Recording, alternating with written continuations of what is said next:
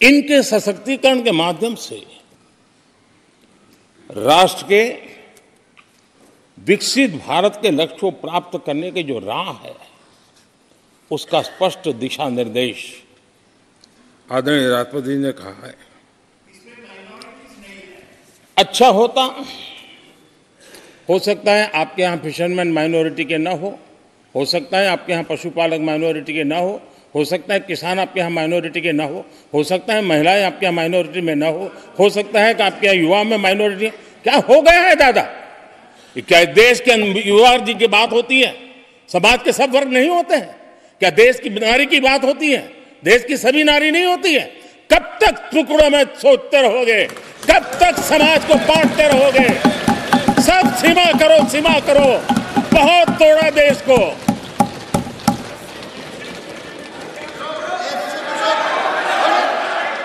आदरणीय अध्यक्ष जी, अच्छा होता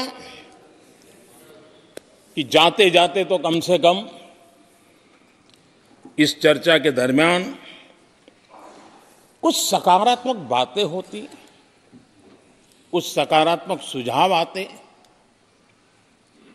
लेकिन हर बार की तरह आप सब साथियों ने देश को बहुत निराश किया,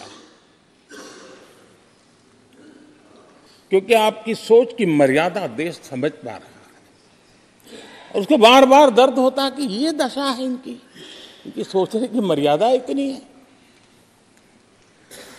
आदरणीय अध्यक्ष जी, नेता तो बदल गए, लेकिन टेप रिकॉर्डर वही बज रही है, वही बातें, कोई नई बात आती नहीं, और पुरानी ढपली और पुराना राग वही चलता रहता है आपका। चुनाव का वर्ष था, थोड़ी मेहनत करते, कुछ नया निकाल करके लाते, जनता को जरा संदेश दे पाते, उसमें भी फेल गए आप। चलिए, ये भी मैं सिखाता हूं। आदरणीय अध्यक्ष जी, आज विपक्ष की जो हालत होगी ना, इसकी सबसे दोषी कांग्रेस पार्टी है।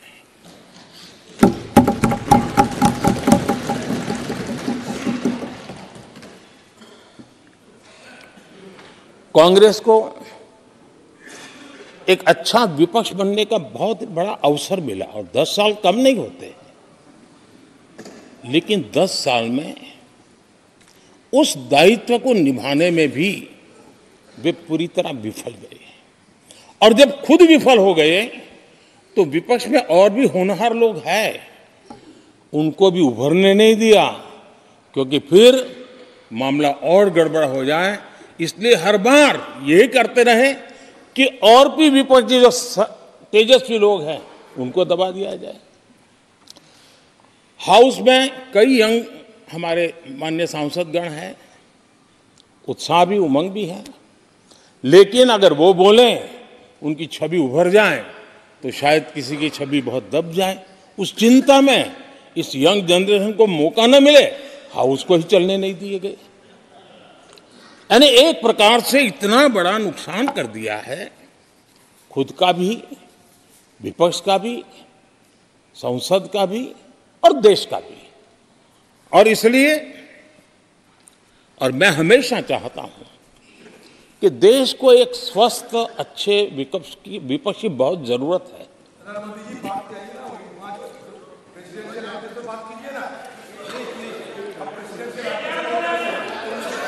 देश ने जितना परिवारवाद का खामियाजा उठाया है, और उसका खामियाजा खुद कांग्रेस ने भी उठाया है।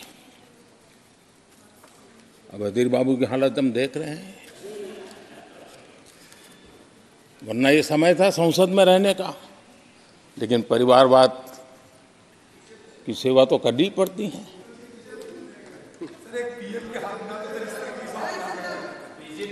आदरणीय अध्यक्ष जी, अब हालत देखिए, हमारे खरगे जी इस सदन से उस सदन शिफ्ट हो गए, और गुलाम नबी जी तो पार्टी से ही शिफ्ट कर गए। ये सब परिवारवाद के भेंट चढ़ गए। एक ही प्रोडक्ट बार बार लॉन्च करने के चक्कर में कांग्रेस की दुकान ताला लगने की नौबत आ गई है। और ये दुकान हम नहीं कह रहे, आप लोग कह रहे हैं। आप लोग कहते हैं दुकान खोलिए, सब जगह पे बोलते हैं। दुकान को ताला लगने की बात आई।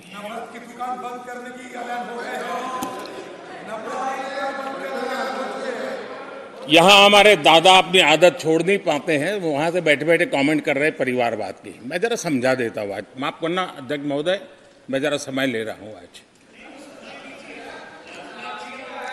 हम किस परिवारवाद की चर्चा करते हैं? अगर किसी परिवार में अपने बलबूते पर जन समर्थन से एक से अधिक अनेक लोग अगर राजनीतिक क्षेत्र में भी प्रगति करते हैं, उसको हमने कभी परिवारवाद नहीं कहा है। हम परिवारवाद की चर्चा वो करते हैं जो पार्टी परिवार चलाता है, जो पार्टी परिवार के लोगों को प्राथमिकता देती है, जो पार्टी के सारे निर्णय परिवार के लोग ही करते हैं, वो परिवारवाद है। न राजनाथ जी की कोई पॉलिटिकल पार्टी है, न अमित शाह की कोई पॉलिटिकल पार्टी है। और इसलिए जहां एक परिवार को पार्टियां लिखी जाती हैं, वो लोकतंत्र में उचित नहीं है। लोकतंत्र में अनेक एक परिवार के 10 लोग राजनीति में आए, कुछ बुरा नहीं है। हम तो चाहते हैं नौजवान लोग आए।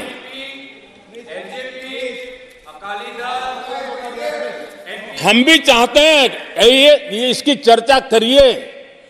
हमारे साथ आपके साथ मेरा विषय नहीं है। देश के लोकतंत्र के लिए परिवारवादी राजनीति, पारिवारिक पार्टियों की राजनीति, ये हम सबकी चिंता का विषय होना चाहिए। और इसलिए मैं किसी परिवार के 2 लोग अगर प्रगति करते हैं, उसको तो मैं स्वागत करूंगा। 10 लोग प्रगति करें, मैं स्वागत करूंगा। देश में जितनी नई पीढ़ी अच्छे लोग आए, स्वागत योग्य है।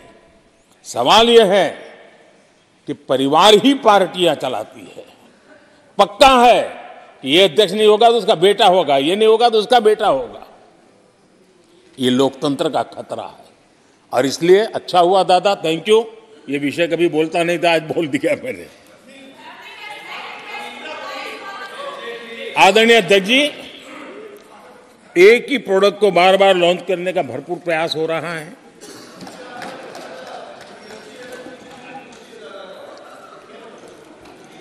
आदरणीय अध्यक्ष जी, कांग्रेस एक परिवार में उलझ गई है।